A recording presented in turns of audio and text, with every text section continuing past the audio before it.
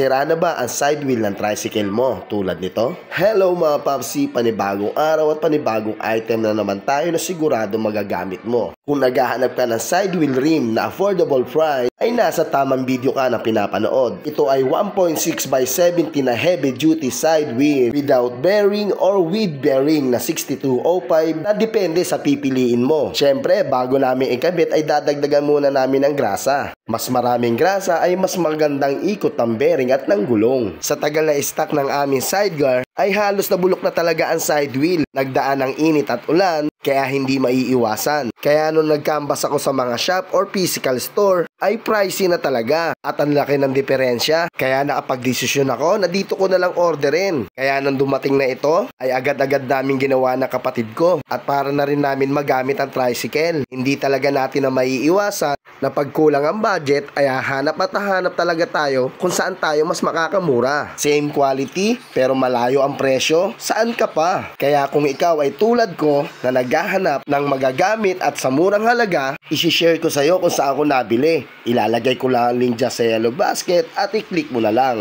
Pwede mo nang orderin. Pagkatapos namin lagyan ng grasa ito, ay isasalpak na namin para masubukan na. Excited na rin kami dahil matagal-tagal namin hindi nagamit ito. Mahirap din kasi pag wala kang tricycle. Pag single lang ang gamit ko, hindi ko naman maisakay sila lahat. Kaya mas maganda may service na tulad nito. So paano Popsi and Mamshi? Nandyan na ang link ha, order ka na. Thank you for watching and happy shopping sa TJ and Step. Up for a shop. Peace.